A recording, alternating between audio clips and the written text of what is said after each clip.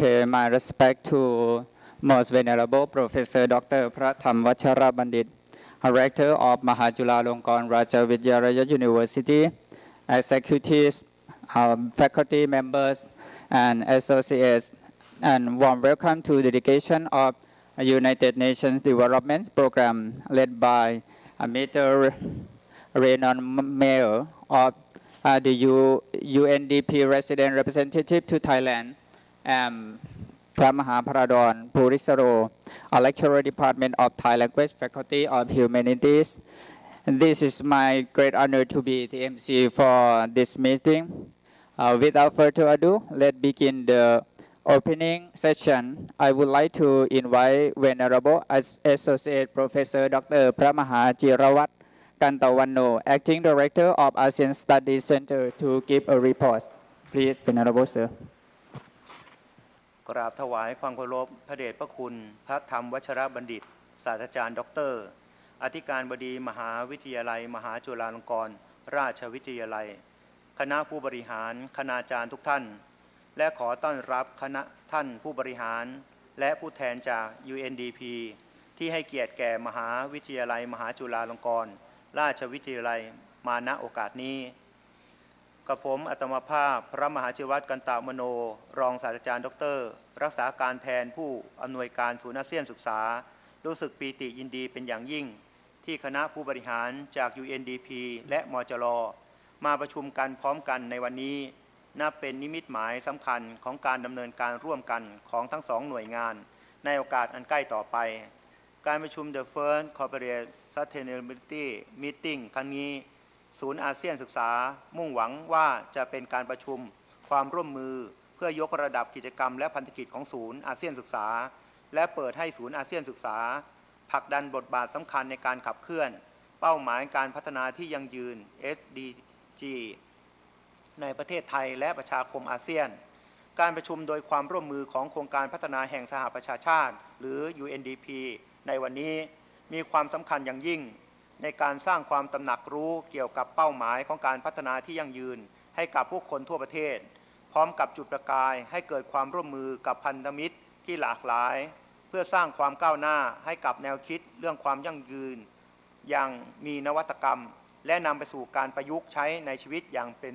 รูปธรรมเป้าหมายของการพัฒนาที่ยั่งยืนเป็นพิมพ์เขียวในการก้าวไปสู่อนาคตที่ดีขึ้นและยั่งยืนกว่าเดิมสำหรับทุกคนวิสัยทัศน์หลักคือการขจัดความยากจนพิทักษ์โลกและช่วยให้ทุกคนมีชีวิตที่เป็นสุขด้วยสันติภาพและความมั่งคั่งกับผมอัตมาภาพขอยืนยันเจตนารมณ์ของศูนย์อาเซียนศึกษาต่อท่านผู้แทนโครงการพัฒนาสหประชาชาติแห่งประเทศไทยที่จะเป็นพันธมิตรกับ UNDP ซึ่งจะเป็นการสร้างความมั่นคงพื้นฐานสำหรับศูนย์อาเซียนศึกษาในการมีส่วนร่วมกับเป้าหมายการพัฒนาที่ยั่งยืนและขอแสดงความขอบคุณ UNDP สำหรับการบรรยายพิเศษ The Face of Sustainable Development ซึ่งเป็นรากฐานที่สำคัญของโครงการนี้ในโอกาสนี้กับผมอัตมาภาพขอชื่นชมทุกท่านอีกครั้งสำหรับความเป็นผู้นำและความมุ่งมั่นของท่านในการสนับสนุนการมีส่วนร่วมของมหาวิทยาลัยมหาจุฬาลงกรณราชวิทยาลัยเพื่อก้าวไปสู่เป้าหมายการพัฒนาที่ยั่งยืนต่อไป So, may I request the most venerable Professor Dr. Pratham Vachara Bandit, Rector of Mahajula Rajavidyalaya University, to deliver a welcome speech and opening remarks. Please, most venerable sir.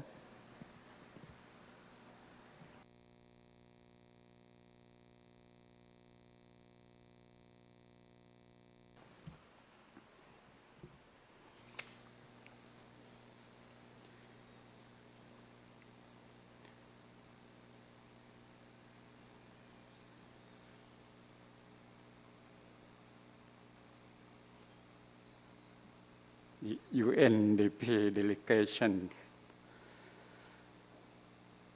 of Thailand, Mr. Renan Mayor and his team.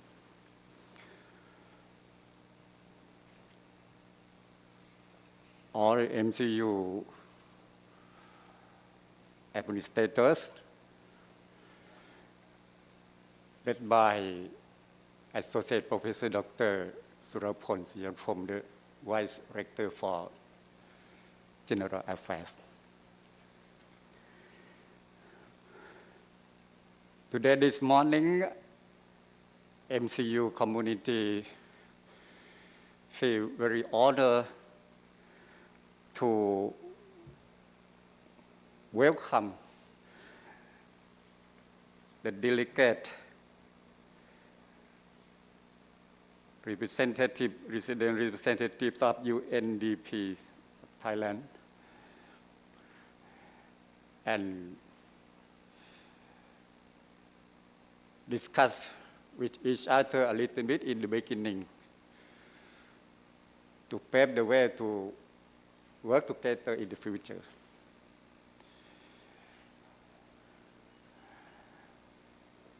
Here, MCU has quarter, we have established the ASEAN Center for, I think for about 5 years, 6 years, with the clear-cut objective that, in the region of the ASEAN country, especially as the strong Buddhist countries in this region, we plan to work together with the community, especially the Buddhist cultural community in ASEAN, covering the exchange, the lecturers, students, and the high-ranking Buddhist monks to promote the religious culture, as you have known very well nowadays. Even though in the previous we have the same culture, mostly Buddhist culture here, but now we have different religious cultures. So we have to find out the way to live together peacefully. So on this special occasion of visiting to MCU of representative of UNDP Thailand by Renat's Mayor, we are feeling very pleased and high honor to receive. And we hope that from now on, we have the way, the clear-cut way of working together, especially with the ASEAN Study Center, especially provide a platform for the youth in this region to come together and perform the activity regarding mental development.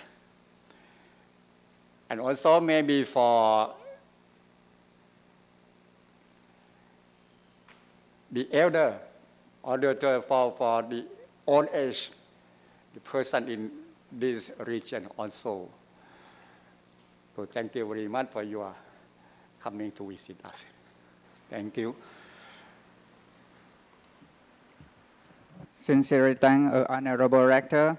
And on this special occasion, I would like to invite the UNDP delegations to receive a gift of appreciation from Honorable Rector.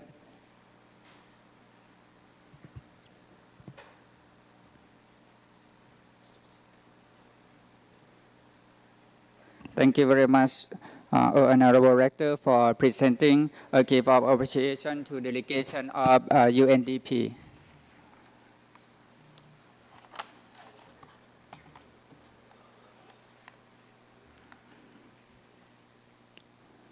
And from now on, another, okay.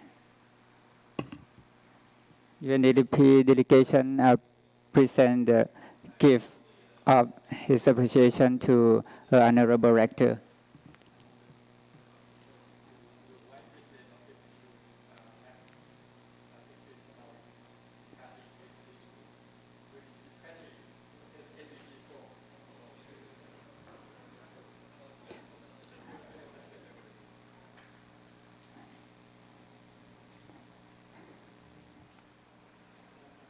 And all delegation of UNDP, please receive the gift of appreciation.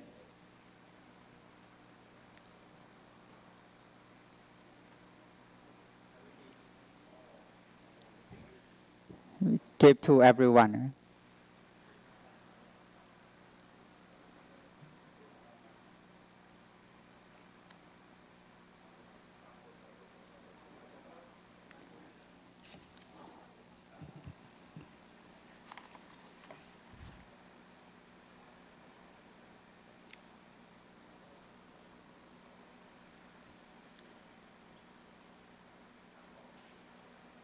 One more.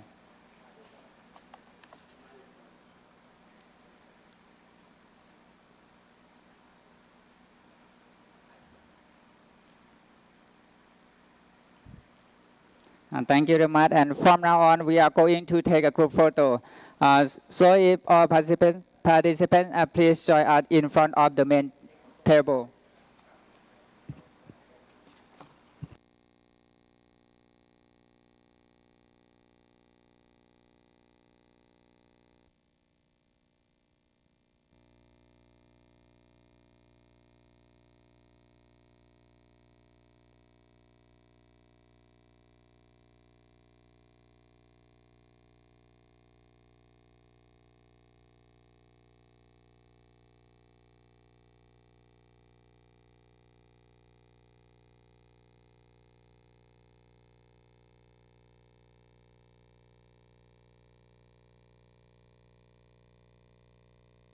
May take off your mask.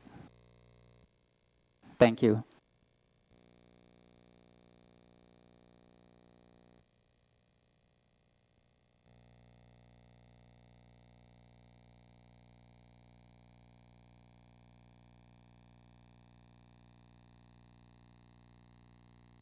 Thank you very much, and please back your seat.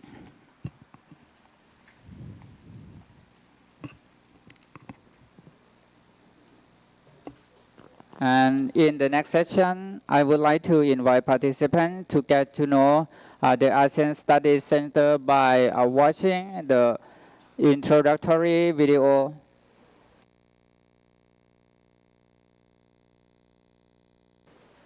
Staff, please share introductory video.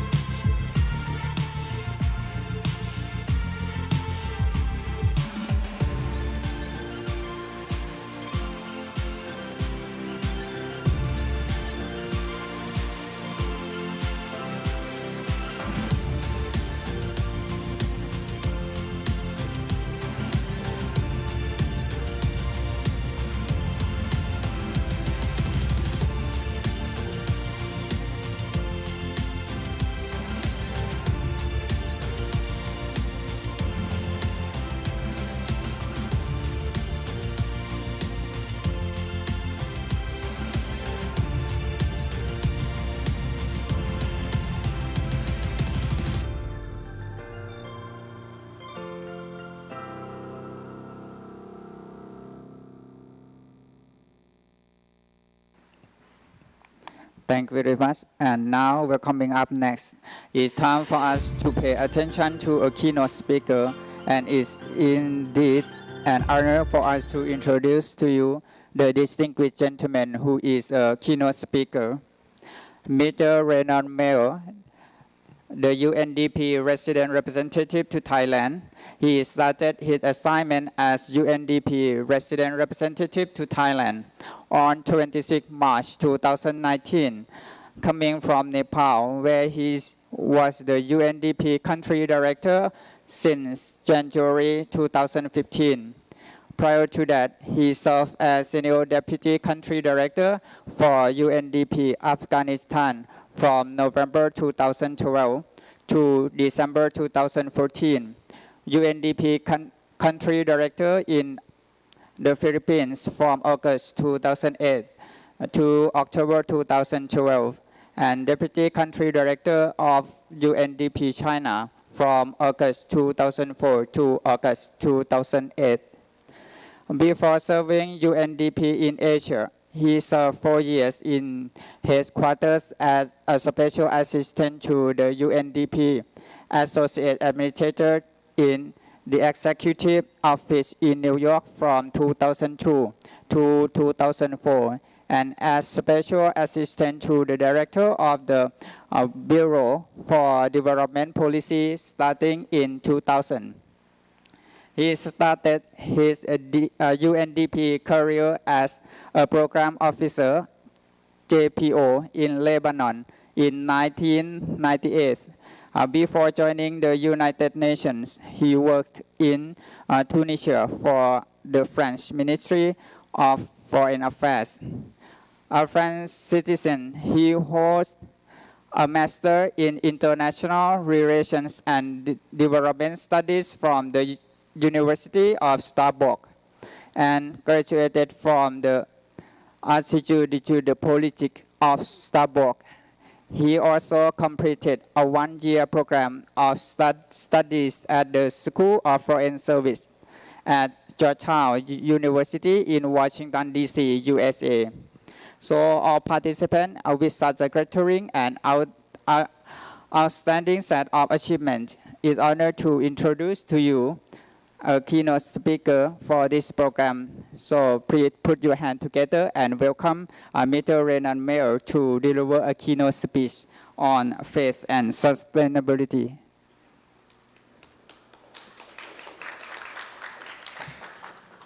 Thank you very much, and apologies for a very long biography. You have now all the details about my life.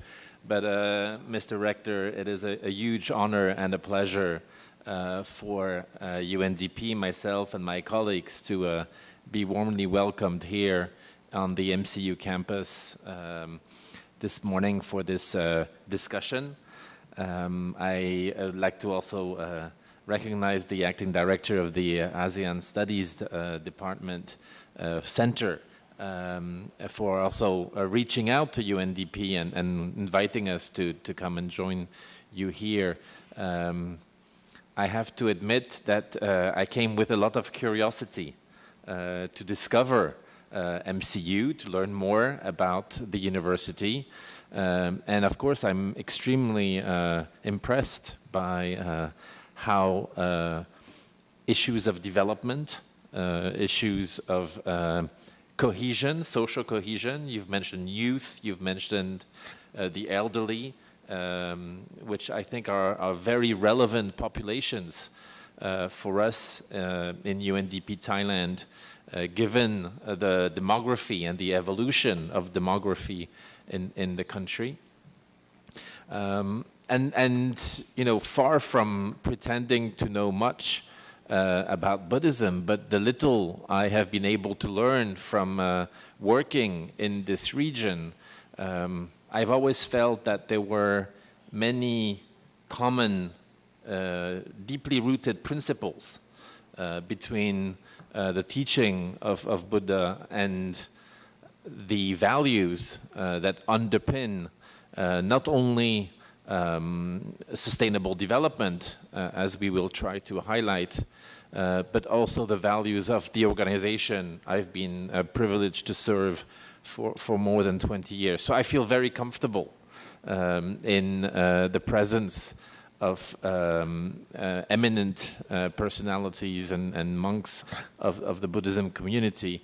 And I look forward not only to introduce to you some of our thinking behind sustainability and development, but a discussion with you and see how we can leverage a partnership, a collaboration between MCU and UNDP on this ambitious quest of achieving sustainability and helping the people of Thailand and beyond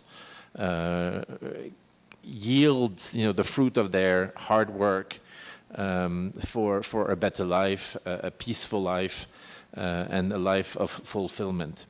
So with your permission, I'd like to share with you a few slides to share some views and some aspects of our work. There will be, I think, 2 instances where we will invite you through your cell phones, your smartphones, to also share with us your views. And it's not a quiz, it's not a test, it's just a wish from us to not only be interactive this morning, but also see how you think and see how you would like to express your views on some of the issues that we will be presenting. So without further ado, let's jump in the presentation, and I really look forward to a good discussion after this.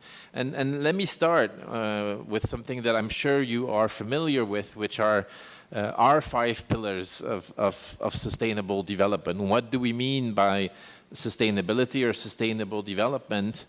And the easy way to remember is to focus on the letter P in English, because they are 5 pillars with each of them starting with the letter P. And when I present this, I always go back to my childhood when my parents used to tell me stories. As parents, you tell stories to your children. And the story goes as follows. Once upon a time, because all stories start with once upon a time, right? So once upon a time, there was a planet that we called Earth. And on this planet lived people. And the people were all, living, learning, working, and they were all searching for prosperity. Prosperity can mean many different things to many different people, right? But there's always this belief that we want to create something positive, right? We want to grow. Sometimes it's quantity, sometimes it's quality, sometimes it's financially, sometimes it's more about being spiritually happy. But this concept of prosperity, we want to be prosperous. And as the people on the planet search for prosperity, the more people there are, the more we realize that this race for prosperity, very quickly meets issues, limitations, challenges. Because unfortunately, on this planet, natural resources are in finite numbers. Right? They're not indefinitive, they're definite. Right? And they, yes, reproduce, but not at the pace that we would need for all of us to have as much as we would want. And with the search for prosperity, then also comes competition. And sometimes competition brings fighting between people because they all want more. And it's like a cake, right? There's only a number of slices that you can cut a cake in, and the more people want a slice of it, the smaller the slice becomes. And at some point, there's so many people who want it, and they start looking at what the neighbor has and starts to fight for it. So very quickly, we realize that in order to achieve prosperity, we also need to achieve peace. Peace and find ways of sharing limited resources in order to remain on the road towards prosperity. And the only way that we actually can achieve peace is by collaborating, by partnering with people, right? And so this is my short story of the 5 Ps, how on a nice, beautiful planet lived a lot of people, all searching for prosperity, realizing that they needed to achieve peace through partnerships to achieve eventually sustainability on this planet. Right? So these are the pillars of sustainable development, and they were the key pillars that led us to achieve the design of the famous Sustainable Development Goals, which you have here now, very colorful pictograms that were created already 7-8 years ago now, and adopted by the UN member states in 2015. They didn't come out of a magic hat by some magicians. Right? They were thoroughly thought through, identified on the basis of already an initial attempt. And if you look at the bottom side of the slide, on the left side, you see 8 different boxes. Those 8 boxes were, in a way, the ancestors of the SDGs, and they were called the Millennium Development Goals. Now, some of you may remember, I'm looking more at the elder people in the room, including myself, that when we turned the millennium, right, in 1999, and then we went to 1st January 2000, there was huge, uncertainties about what would happen to the world. People said, oh my God, it's the end of it. People said there would be a huge bug. And everybody felt like this is a historical moment for humanity. And the UN, we felt it was time to try for the first time in the history of the organization, and therefore the first time in humanity, to define a common vision for everyone, for all the countries in the world. And so we worked to define what could bring countries together, all of us, and we identified 8 issues that we felt every single person on this planet would be looking for. And these led to the 8 Millennium Development Goals. So there was poverty, there was education, there was gender, there was health, there was maternal health, and there was sustainability or environment, if you wish. Right? And for the first 15 years of the new millennium, this was the agenda for all the countries, with already a number of targets that countries were invited to achieve. Overall, and I underline overall, it was a success. We saw many, many countries achieve tremendous progress to slow down bad health, to improve the quality of education, to improve also to reduce significantly the number of people who lived in extreme poverty. So an overall good story. Why I say overall? Because, here comes the size matters, right? China and India did very well on those goals, right? And given the size of their population, if you average it globally, well, it helped the whole world, move forward. Other countries did not as well, and within countries, we started to see unequal situations, right? Some parts of populations within countries would do well, others would do less well. Thailand is a good example of a country where, despite development moving forward, inequalities also increase. The gap between the richest and the poorest is actually widening and not reducing.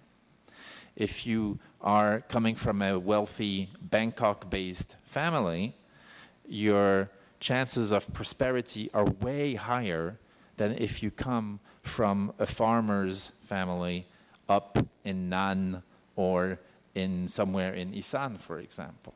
Right? And social economic indicators shows those inequalities. So when 2015 came, at the end of the Millennium Development Goals, By that time, the international community and especially development professionals had identified a number of issues that were profoundly hindering the progress that humanity made. Some of those issues were crossing borders, were issues that countries alone would not be able to solve. A very simple one that we all know is, for example, air pollution, which is always high on the agenda in Thailand. And today we know that air pollution is a significant issue in Thailand, but the origin of the issue is less and less in Thailand and more in its neighbor countries. But because borders don't stop the clouds or the wind, it comes and impacts people. The same is true with climate change. The same is true, and we've seen it very vividly with health pandemics, with COVID-19, for example. Started in one country, spread all around the world. So we realized that, looking at those issues that profoundly make the core of what individuals want, less and less single countries can address them. So we said we have to make this set of issues broader, but also more complex, because the challenges themselves are more complex. And this is why in 2015 we moved from 8 to 17, and we added issues that today when we look at them we think, how can we have ignored them in the past? Because they're so fundamental to our societies today. And we have SDGs like SDG 13 on climate change. We have SDG 10 on reducing inequalities. We have SDG 16 on peace, cohesion, governance, rights issues. At the time when the Millennium Development Goals were designed, we didn't want to touch those. We knew they existed. They were not as prominent, but we knew they existed. But we didn't want to touch them because it would have been at the time impossible to get all the countries agree. If you just think of rights, to put the human rights issue at the core of this agenda, think of countries like North Korea, Syria, Yemen. They would not have been able to approve a set of goals on issues that for them were a serious concern at the time, and still are, unfortunately, right?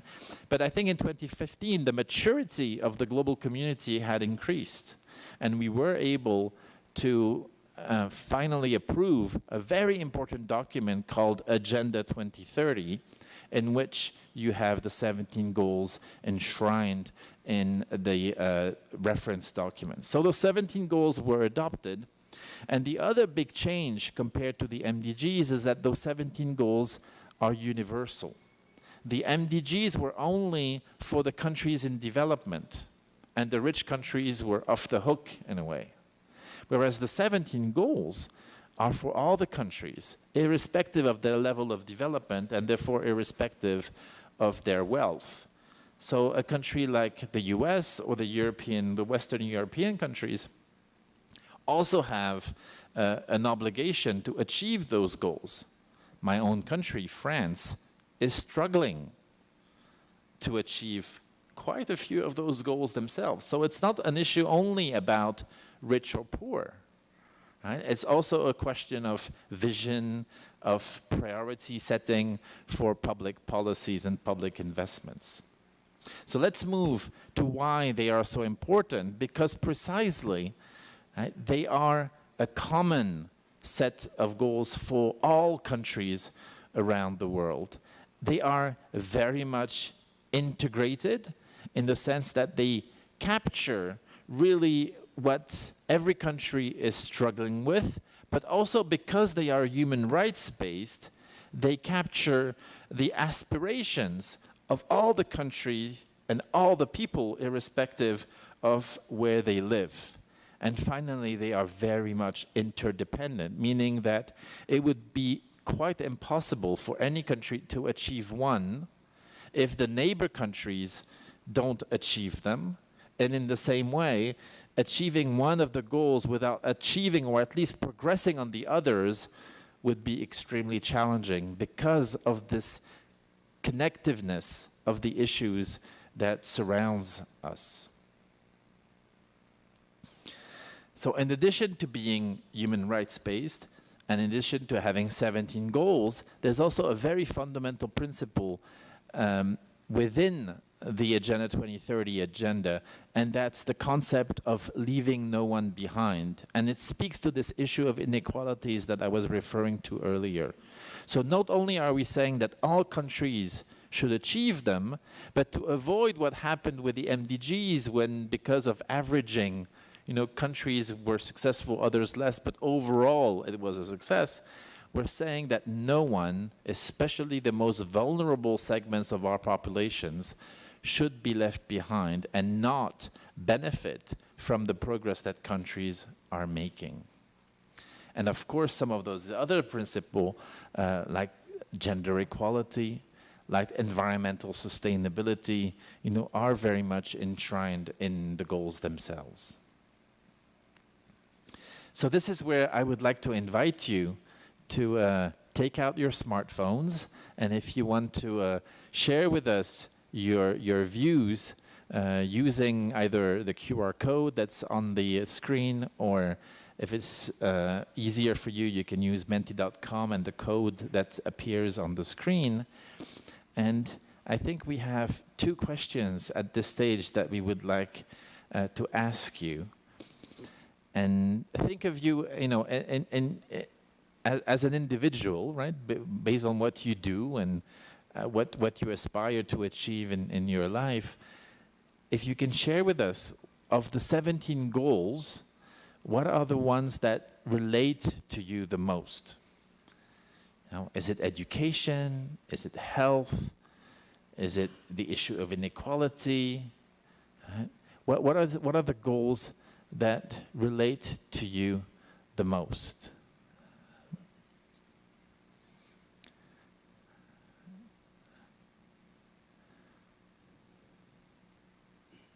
I don't know if you have a maximum, five goals that you can select from the list of 17s.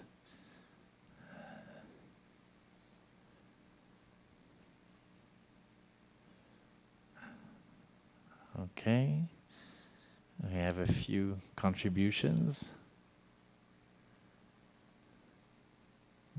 So a fairly even spread. I mean, we only have, I think, too few. We still have a few goals that haven't been picked up.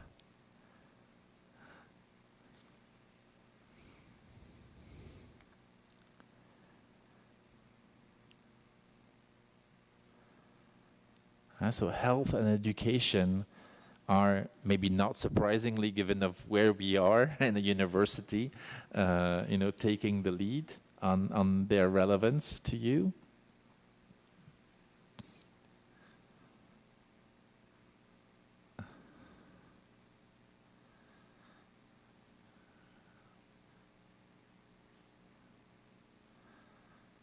Okay.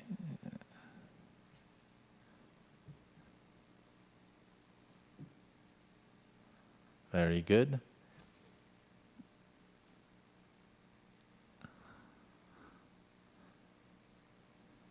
So the 3 goals that are, I would say, in the back of our heads is the one on water, the one on innovation and infrastructure, which I guess is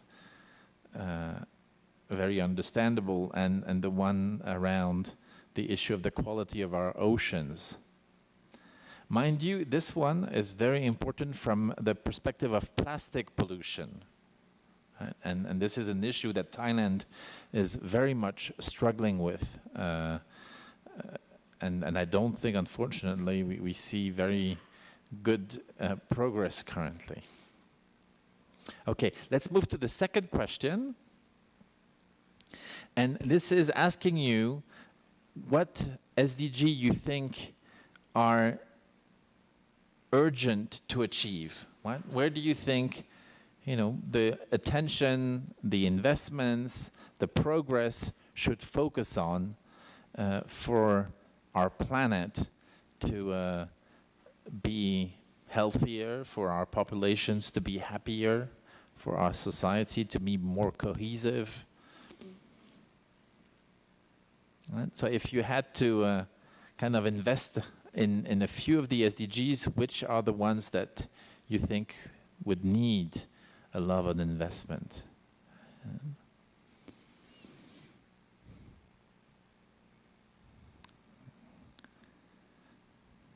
Okay, so here we see reducing poverty. We see again education coming up, but then a big difference compared to the other one, we see climate coming up also, right? And so this shows clearly a good understanding of the fundamental issue of our sustainability of our life on this planet.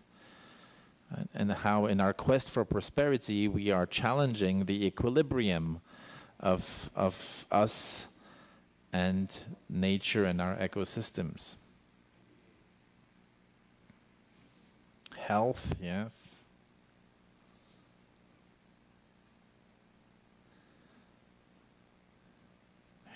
But again, as you see, all of them, right, are being picked up, right? Which again goes back to the point of how they really resonate with us as humans, right? And that they are fundamentally based on the aspirations that we all have for what we consider to be a better life on this planet. Okay, thank you. Let's go and continue to discuss the issue, and we can of course come back to this a bit later. And let's zoom in now on Thailand, right? Where are we against this whole situation and ambition around the Sustainable Development Goals? So here in UNDP, the organization that we represent, we are the largest UN agency of the UN system, right? We have offices in close to 170 countries around the world. We've been in Thailand for more than 50 years, right, which allows us to have a very strong network of partners and allies in society. And the way we work is at different level, right? Very much so in terms of advocating and kind of in a way trying to convince, to lobby government for better policies that are aligning the country towards the SDGs, using our leadership skills, right, to really influence the decision makers, forging partnerships to bring many different constituencies under the same agenda, and then in a way to demonstrate what we are suggesting to government and society to implement projects around the country that through which we can deliver assistance to the people, but also demonstrate that what we are promoting goes in the right direction. So this is who we are. I think I'll skip the next one completely, and I want you to take a look at this, because this will tell you where Thailand as a country features on its road towards achieving the goals. So you have 17 lines for each of the 17 goals. And we go along a timeline that starts on the left of the slide, and we want to achieve, you know, the target of 2030, which is on the right side of each of the lines, right? So the point of departure is 2015. It's where all the bars start. And as you can see, most of the bars in blue are moving towards the target. We've highlighted where we are in 2022, and using modeling, this is where we should be if we were to be, you know, on target, right, in a way, to have chances to achieve the goals. And as you can see, with the exception of the first one, which is the reduction of poverty, none of the goals are actually where they should be at in terms of the work that Thailand, the results that Thailand is achieving. Very worrisome is the situation for SDG 2, which is about food security, and SDG 13, which is about climate change, where not only is Thailand not making any progress, but is actually going backwards. Right? So despite everything we hear in the news of the work that the government, that the private sector is making around the need to achieve carbon neutrality, zero net emissions, reduce the carbon footprint. When we look at the result, well, we see that the country is totally off course of achieving the goal to address climate change. So this is very worrisome to us, because if we are not able to put this back in place, it's going to severely jeopardize the other goals, where slowly, but we are making and seeing progress being achieved. So this gives you, an idea of where we should prioritize the work and the investment that we're making. Now, let's just go back once. If you look at SDG 4, which many of you had highlighted as very key to who you are and to what you think should be prioritized, as you can see, we're doing pretty good in Thailand, right? And if we were to kind of go a bit deeper in this SDG 4, what you would see on the positive side is issues of accessibility to education is very good in Thailand, right? But issues of quality of achievement and quality of results and even retention of knowledge, right, is where the country is facing difficulties.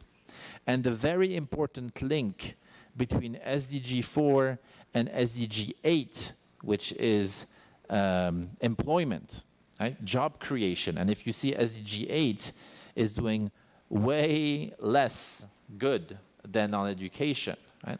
And this highlights the absence of strong linkage between the education system and actually finding jobs thanks to your education, right? So in Thailand, you can conclude that, it's a bit simplistic, but the country is able to educate its people, but not in a way that allows the people to find the jobs that the economy or that they need to become in the search for prosperity that we were talking about earlier. So that's a big hindrance for the achievement of the goals. Okay, I wanted just to flash this very quickly, because as you can see from the results of the country, it is not optimal, right? We could do much better. And I think one of the conclusions that we, together with many of our partners, have identified, and I think it can be important to you and to the community of monks and Buddhism because of your footprint across the country, is the need to bring this agenda at local level. And because now the government is very good on SDGs at national level here in Bangkok. But as soon as we go in the provinces, in the municipalities, in the townships, we realize that way fewer people know about this, and way fewer people think through the lens of SDGs as they work. So still people, invest in education, in health, in job creation. The issues are there, but it is not linked to the broader objective of achieving the Sustainable Development Goals. They don't connect.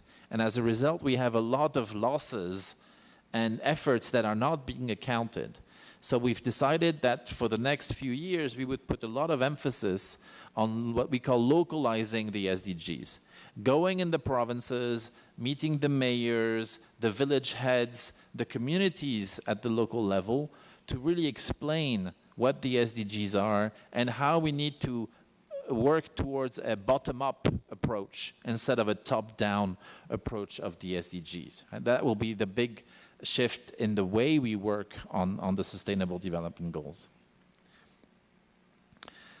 Okay, before I go into this, and this will now become much more familiar to you, because I'm going to try, with my limited knowledge, linking Buddhism and the SDGs, I would like you to share your own understanding of this issue, right? And we would like you to answer two quick questions. How do you think that you can contribute to the SDGs? Right? And what do you think are the challenges for you to contribute to the SDGs? Right? And this, of course, relates very much to who you are and the function that you play. So let's try to see how we're gonna identify those. Are these open-ended responses? Yes, they are. Huh? Okay. So let's see what results we get in the cloud.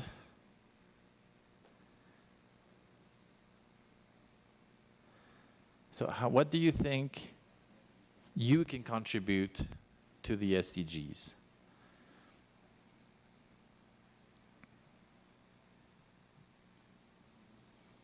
In UNDP, we advocate for the SDGs, we implement projects with community members, we try to lobby parliament and government for allocation of budgets. Yeah, we can also look at it from an issue perspective, right? Where you can, in a way, commit to taking actions in your daily work, in your daily interactions on some of the goals that we need to address and to improve.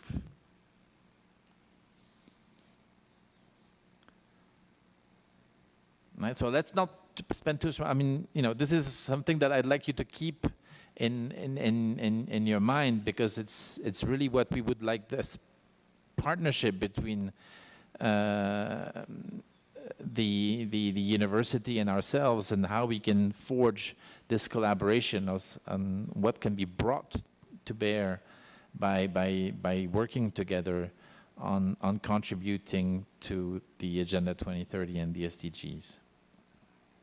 So let me take you to the two slides that I wanted to show you.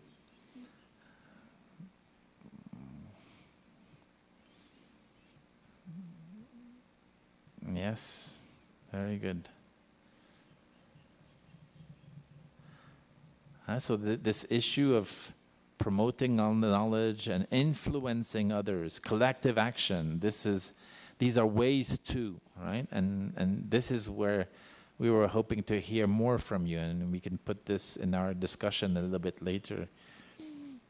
But this is what we are hoping to mobilize from this partnership.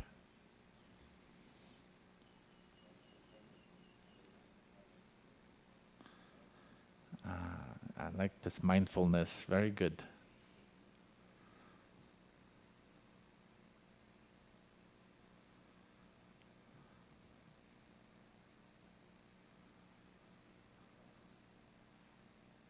Okay. Let's skip this also, but I'd like to go back to the presentation. Okay, very good. So this is a little bit of a mapping that I've tried to do, and I think you will easily recognize the words.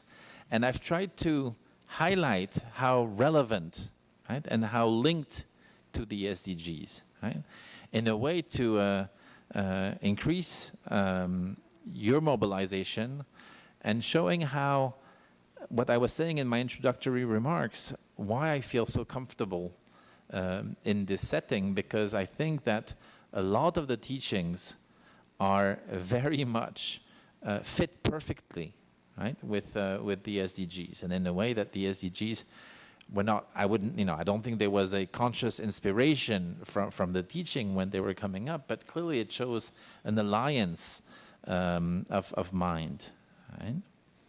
So on the right side. On the left side, you find some of the teachings of Buddhism that I've mapped against some of the SDGs.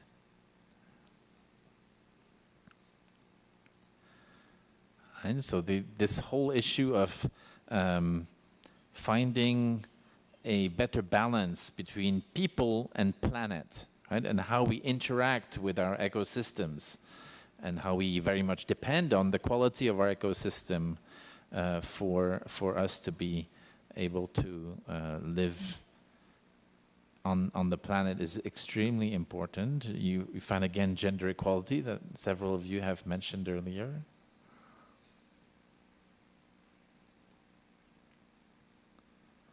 And even when we look at the last one, happy is the unity of the community, right? This concept of social cohesion, right? How do we live together? I think the rector had mentioned in your remarks how the diversity of faith, but also of the way that people think and evolve in societies makes this issue of cohesion so important, right?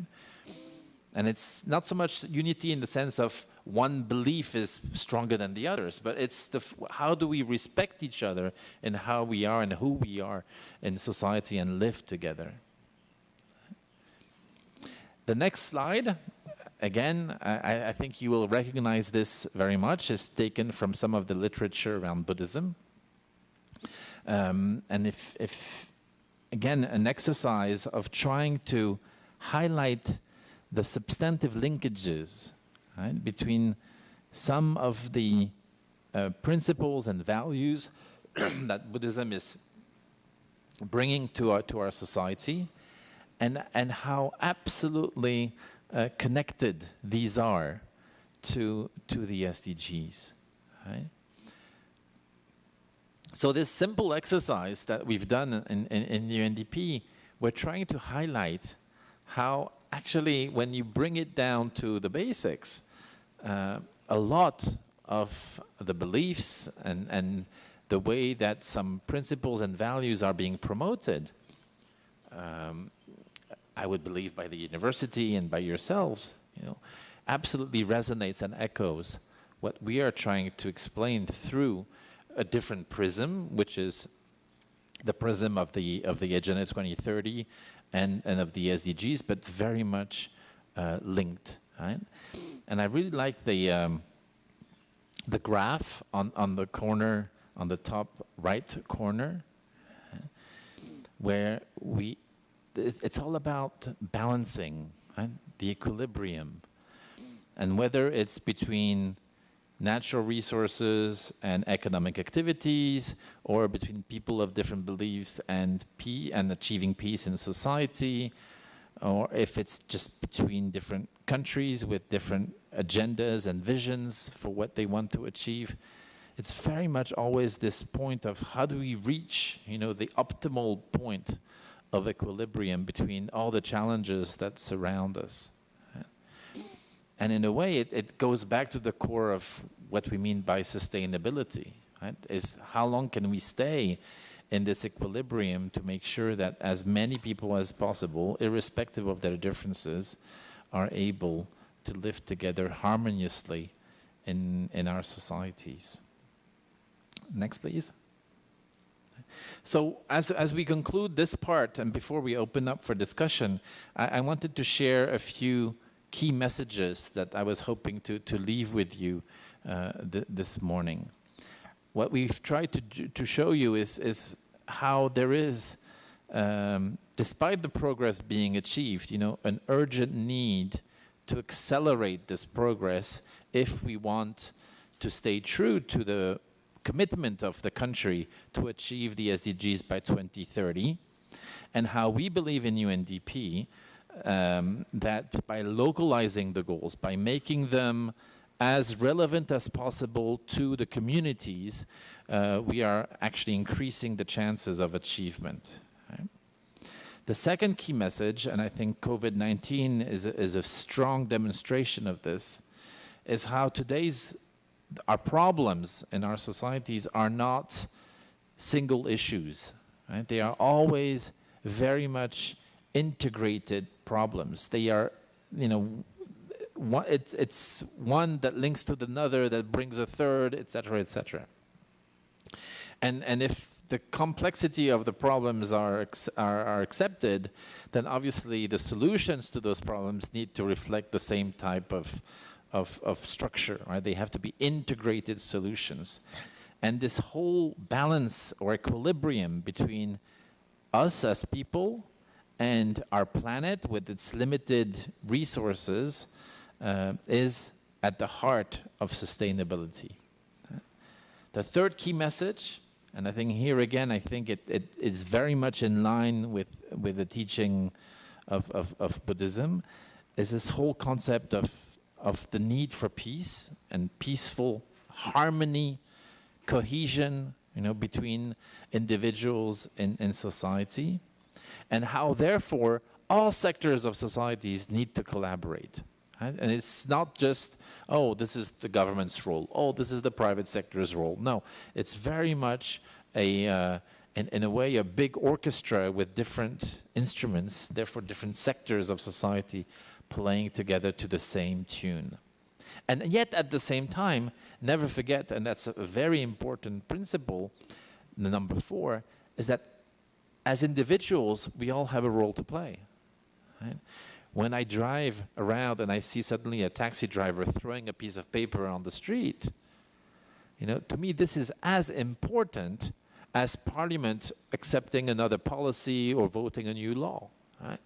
So we need to look at it from the two sides, right? Really going back to the individual to convince the individual of the relevance of the SDGs vis-a-vis the aspirations, but also vis-a-vis the rights of this individual, and therefore how the behavior, the attitude of the individual needs to be in line with the ultimate objective that we are trying to achieve. And here also, I think, you all as a community can play a very important role to empowering individuals, whether it's through civic duties and actions, or whether it's through faith or beliefs. There's a gamut of tools that we can use.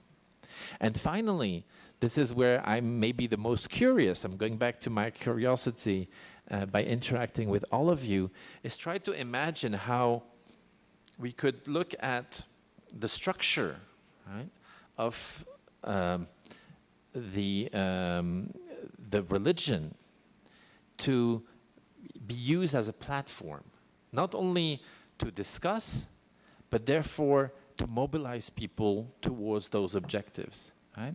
And this issue of collective action, this issue of influencing others, right, but in a positive way, of convincing, of mobilizing, empowering people, communities behind those objectives, not because somebody says so, but because they are integral to the fulfillment and the happiness of individuals and of communities, how we can all bring the strength of our respective roles in society towards those objectives. So with those messages, I'd like to thank you very much for your attention. I hope we have been able to strike a chord in your thoughts this morning. Thank you for playing with us and sharing your ideas and your views through the Menti. And again, we're very grateful and honored, sir, to be invited here and share with all of you those ideas. And I look forward to a discussion with everyone. Thank you, Kabongkap. Thank you very much, distinguished speaker, Mr. Renan Amir. And in the next session, we get into the panel discussion on Sustainability Cooperation Program. I will hand over this session to Paparat Apichet Supatharawati, the ASEAN Studies Center, to continue this session. Please. Thank you, Mr. Speaker, and thank you for your coming, our director and our vice director for now แล้วเราขออนุญาตน้อมกราบท่านส่งอธิการบดีนะครับหลังจากนี้ไปเราจะเป็นการ panel discussion กันนะครับจาก VP guest จาก UNDP แล้วก็ส่วนงานที่รับผิดชอบเรื่องการพัฒนาที่ยั่งยืนนะครับเดี๋ยวน้อมส่งอธิการท่านบดีพร้อมกันนะครับผม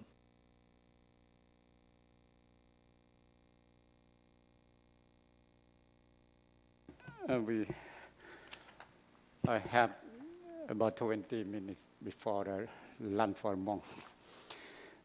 So from the lectures of the representative of UNDP in Thailand, I think the ASEAN Study Center have the frames of working in the future.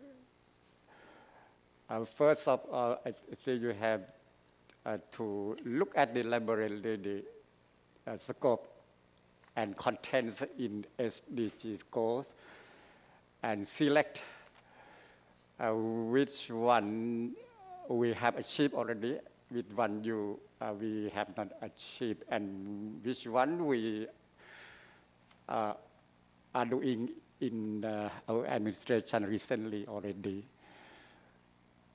So from now on, I think the Asian Studies Center should discuss with the teams of the representative of UNDP in Thailand in more details.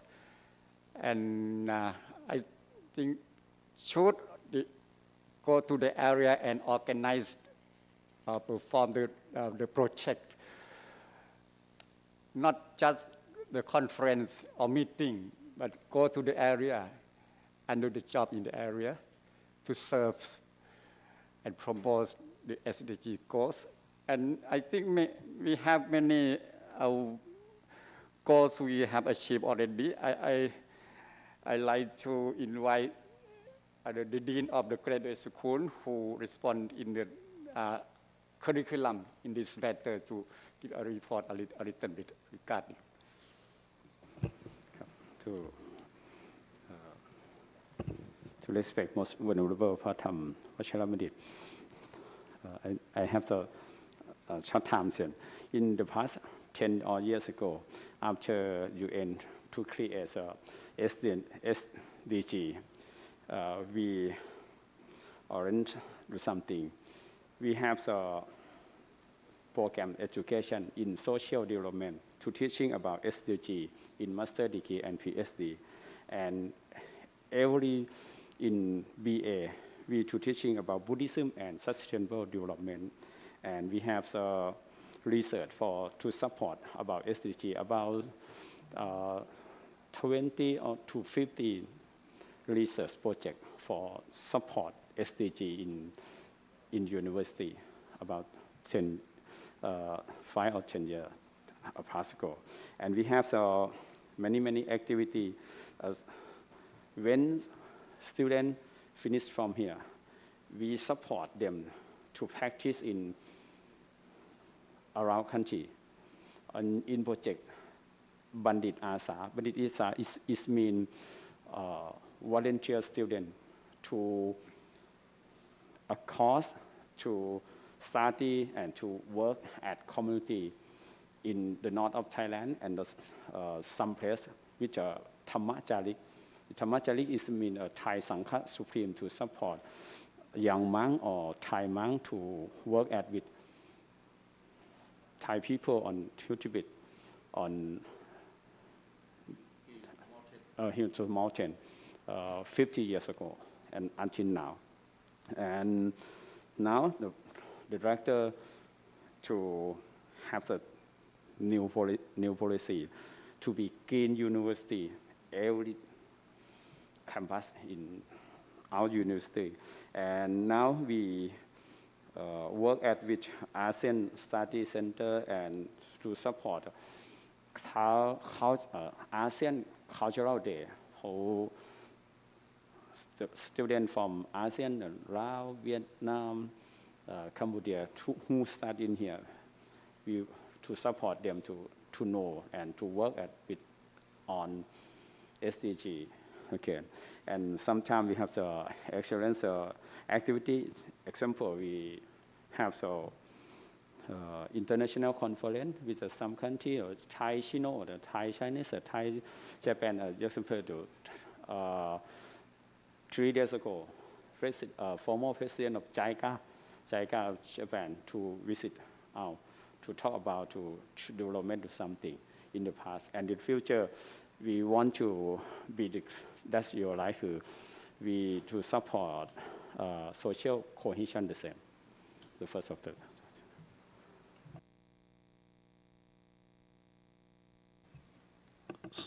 Respected most venerable rector, venerable monks, your excellencies, I would like to give some more information about university activity.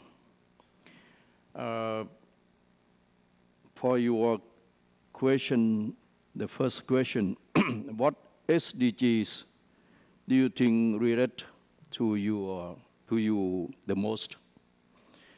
I think as MCU Educational Institute, we support the idea to ensure quality education and promote lifelong learning opportunity for all, even Thai or not Thai people. You may see here in this university, we have foreign students more than 1,400. Monks who stay in the university, we can provide them or we are offering them a meal from morning breakfast and lunch free of charge. We look after them, Thai or not Thai at the same. This is one thing we have done already. And now we lucky as the present king to support for this activity also. Another thing is for SDG, we also have the activity to support gender education, gender equality. As a university, to achieve gender equality and empower all women and girls, we support, you know, in Thai we call Bhikkhuni or nuns. But in Thai, nun means Mechi, lower than Bhikkhuni. We support all them to study here like men, equality to men. You may see so many Bhikkhunis from Vietnam, especially mostly from Vietnam, to stay here. That means we support gender equality between men and women. And also we agreed for Thai government always General Prayut saying, do not leave anyone behind, something like that. ไม่ทิ้งใครไว้ข้างหลัง especially from SDG, but he not mentioned for SDG, but we know from SDGs. We have so many research work and activity to ensure healthy life and promote well-being for elderly people. And also to young people, especially in the month of April, in next month. We have big project for all over the country. The project, this showing activity for novice ordination and younger training program all over the country, more than 100 now. We are going to abroad, in Laos, Vietnam, Cambodia, Myanmar also, to support this project. Very big program to bring a young boy to be shortly time for Samanera or novice, especially for 1 month in summer season, and training for girls also in the temple like this. So as the University East Educational Institute, we support SDG many things as we have done. We think this is very important thing for us. Thank you very much.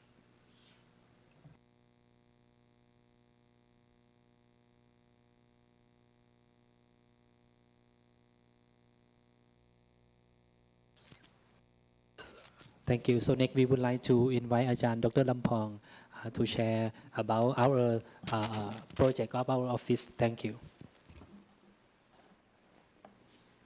With respect to directors or directors and all the delegates, I would like to inform about all the project that we have done so far from ASEAN Study Center, and especially for education in ASEAN country.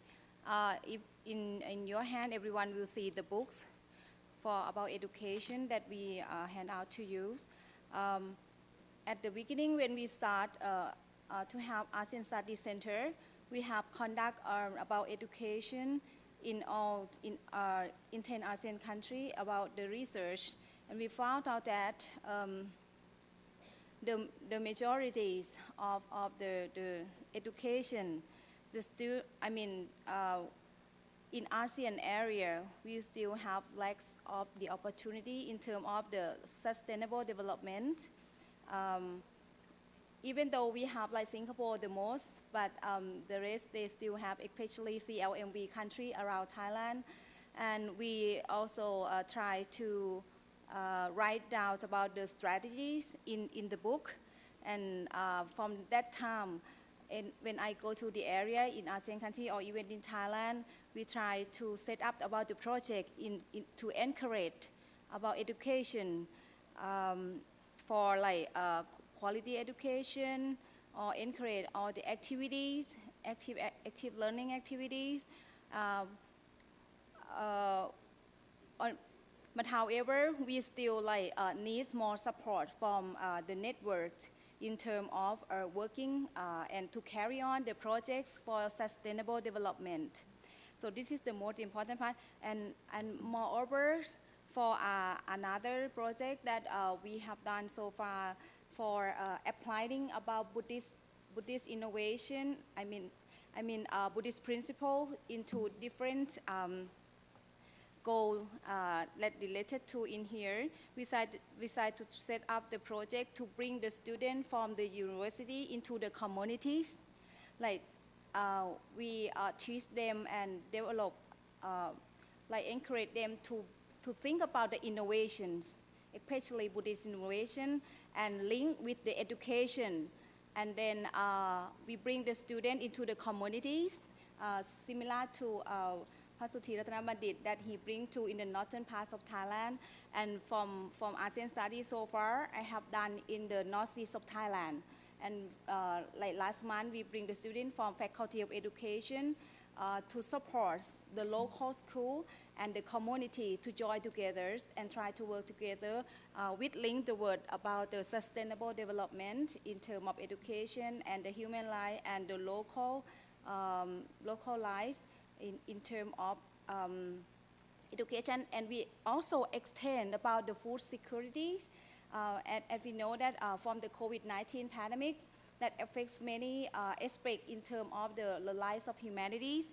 So that's linked into the goal number 3. It's about we try to make like people to have like good health and well-being, especially in the local areas.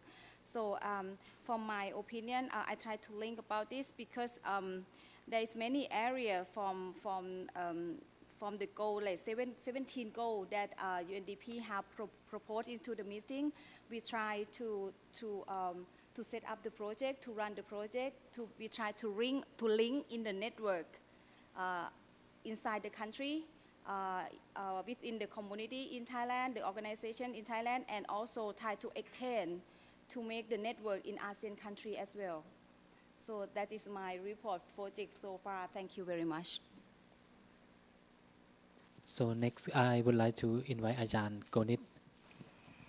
The respected modern member, so UNDP representative. So we have collect all the information regarding the SDG that we have done, and we have submit to the Time Higher Education University ranking.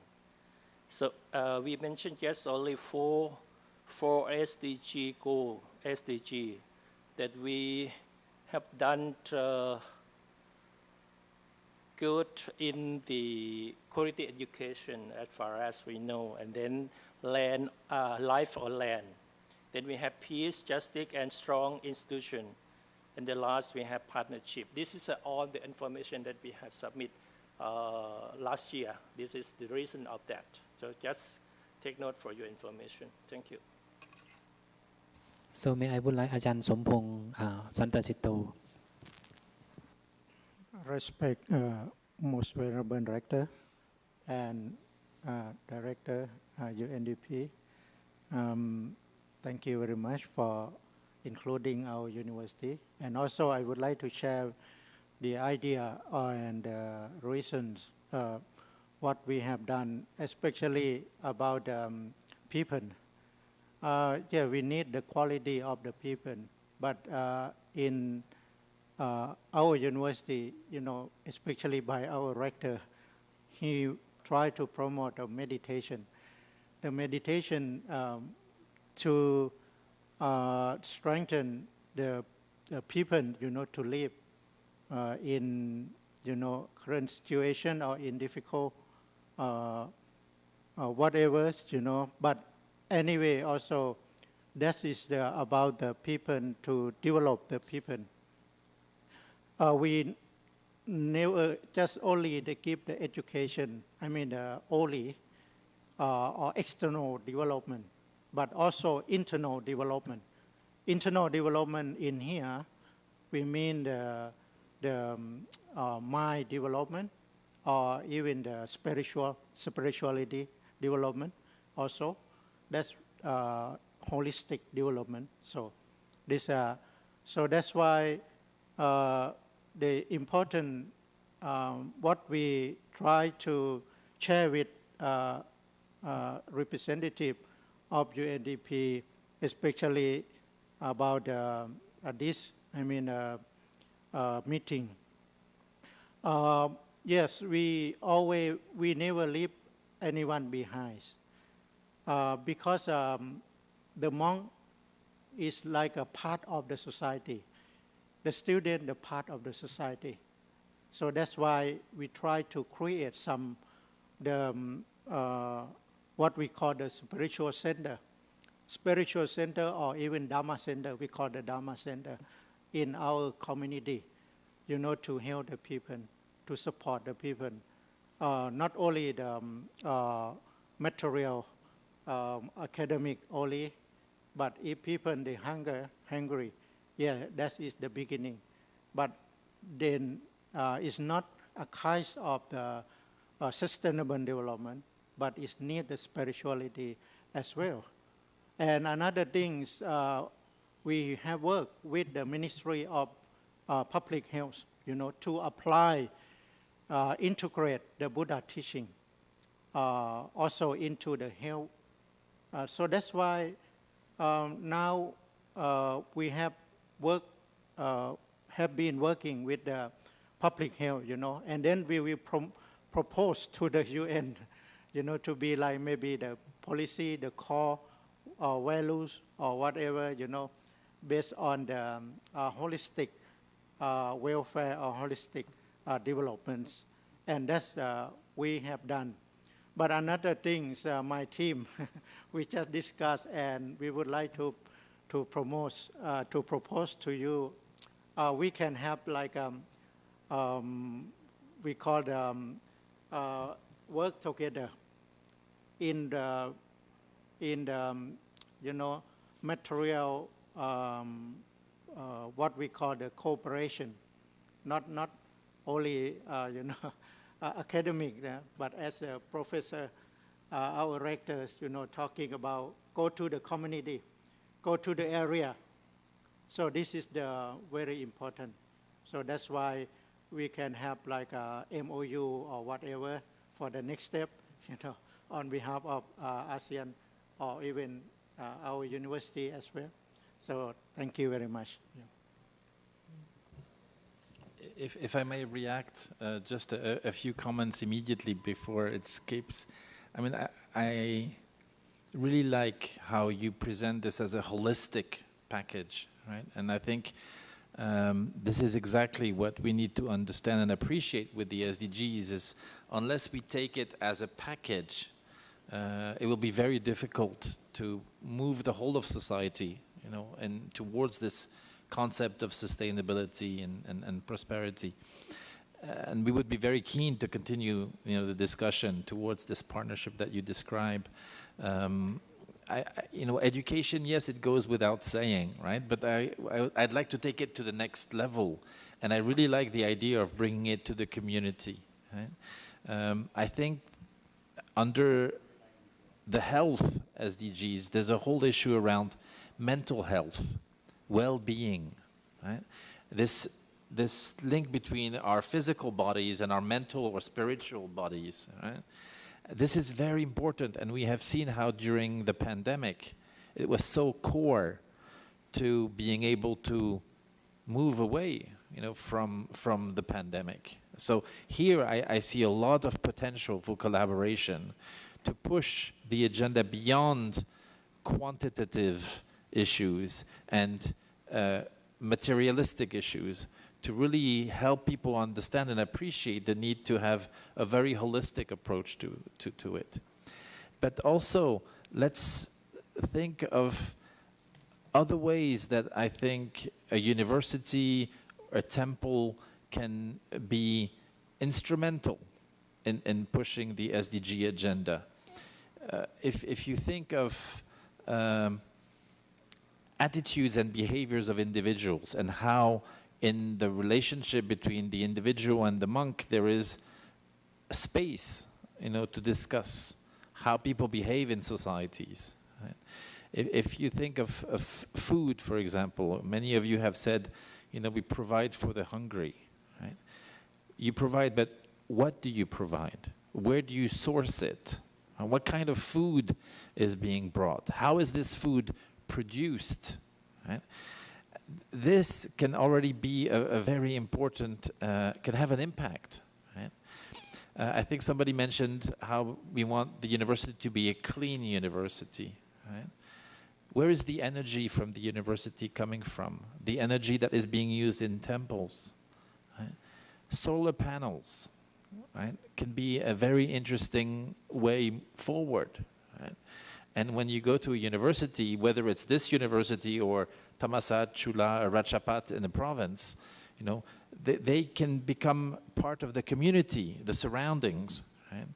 In Suratani, for example, we have a collaboration with the Ratchapat there, where we have created a waste collection center. Right? And the community is bringing the waste to the university because it's an easy place to commute, and we segregate the different waste. Right? We look at the footprint that the community has. As a host of Thailand, I'm always concerned by the amount of plastic that we see everywhere. You go to every shop, something is packaged, and then this package around, and then the cashier, they give you a plastic bag to put the package of the package of the package. All this creates huge negative footprint on our communities. Right? Can we try to change the mindset of individuals, how they interact with their ecosystem? So that there's plenty of maybe less obvious, but still impactful ways that I think we can look at collaboration. So we would very much welcome this discussion to take it forward. Thank you. Thank you very much, all panelists. And now it's time to close the meeting. I would like to invite the Most Venerable Professor Dr. Pratham Vachara Bandit to pay homage to Triple Gem together. Only him? Okay. And after we continue the program. Thank you.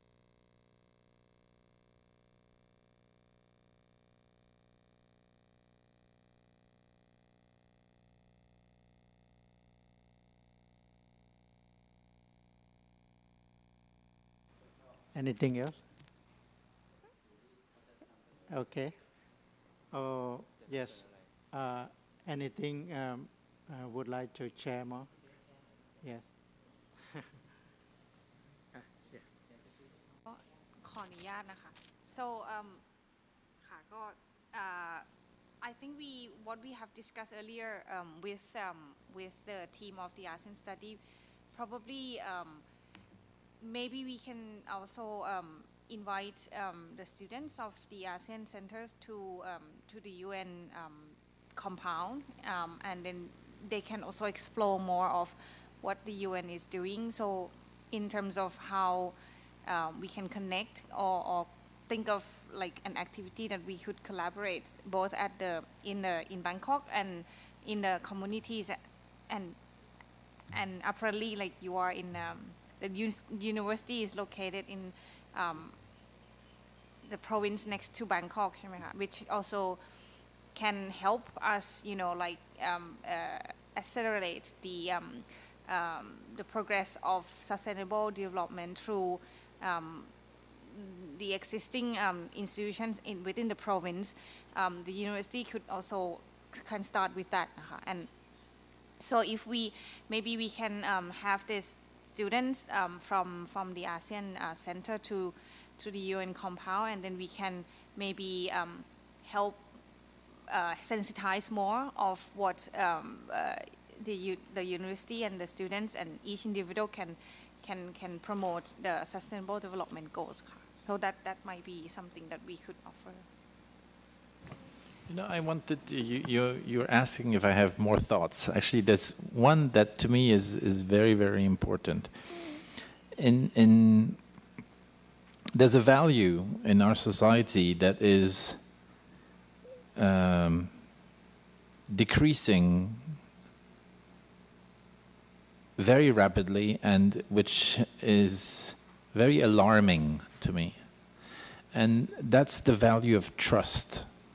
How we trust each other. And I think the more challenging our lives are, right, the more we look for people that we trust who can help us. And at the same time, the more suspicious we become of people around us. Right? That creates tension in our mind of who we can go to. Who do we trust to help us? And if you look at surveys in societies, in Thailand, in Europe, everywhere, the institutions that people trust become less and less. We don't trust the government. We don't trust the police. We don't trust the judge. We don't trust the military. I mean, who's left? Right? And I think this is where, again, we should not underappreciate the role that faith and religions can play. Whether it's in my country or here in Thailand, right? I think monks can be very important pillars of the way that society evolves. Right? And the trust that is between a monk and an individual in Thai society is very strong. As we heard before, I forgot who said it, but somebody said, we are, I think maybe you've said that it's an important institution. An important part of Thai society is the temple, the monk, right? And this relationship. And people know that if they are in need, they can go to the temple and find support, right? Of very different kinds. Right? So how do we leverage this value, this trust that people still have, right? To spin it positively in society? Right? And I think we have, it's time we go to that level of discussion and of thinking.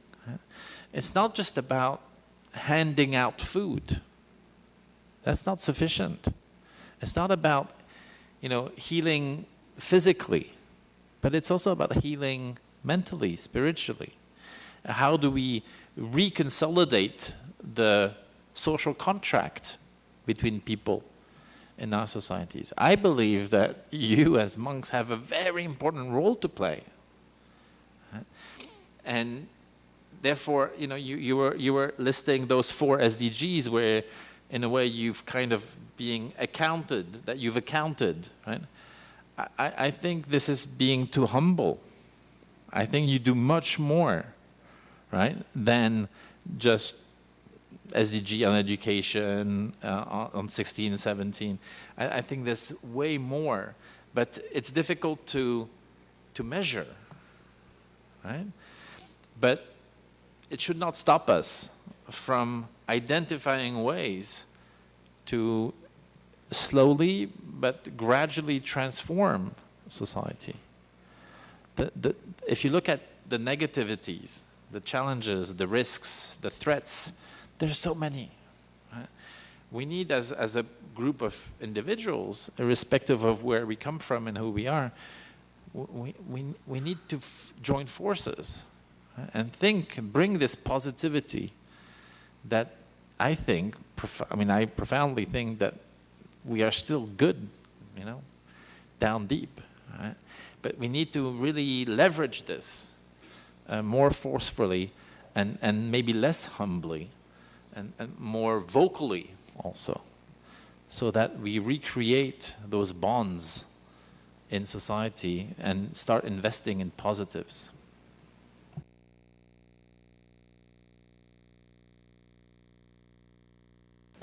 ครับก็คุณเรโน has mentioned about the trust issue, no, which is very important, and you know that in Thailand, the organization that gain the trust of people is among the top. And if we go back to the slide that show about the SDG, you can see different steps that UNP take.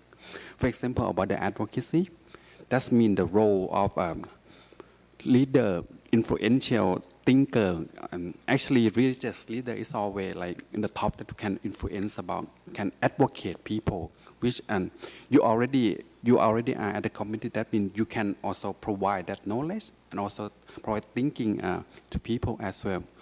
And then come to the issue, then also partnership. That partnership that can amongst there are many levels of engagement at the community level as well, that you engage closely and gain trust and also work closely with the community as well. And then come into the project. Not just only idea, but in many cases, temple, people at community level join force to develop projects together, right? And that's also some of the you have already done, right? And we have already done. And actually, that would be also another point for engagement and also expand collaboration among us. Education is one thing, but also maybe go into the project implementation that jointly together between temples, monks, and also citizens, as well as UNDP, to jointly implement some initiative together. Because at SDG, principle underpin the SDG is good, right? It's about better,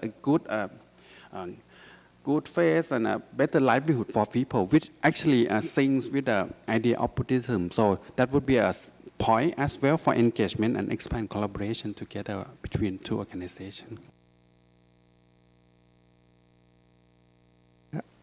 On behalf of the Director of ASEAN Study Center and also our Rector, I would like to thank you, directors and all your delegation, UNDP delegation, for including our university and also our next coming partnership. And we hope we can learn together, we can work together, and for the happiness of and benefit of the society and the individual. Thank you very much.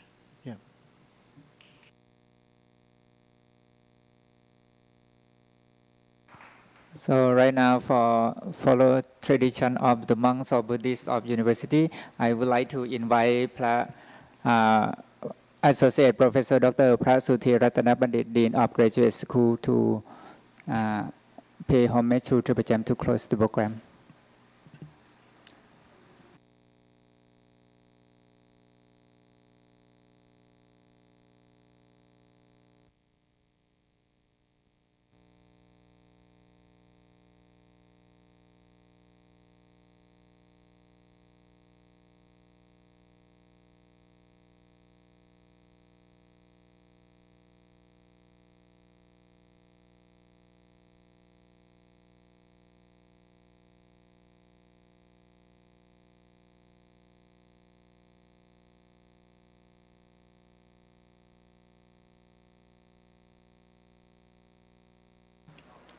On behalf of ASEAN Studies Center, we would like to thank all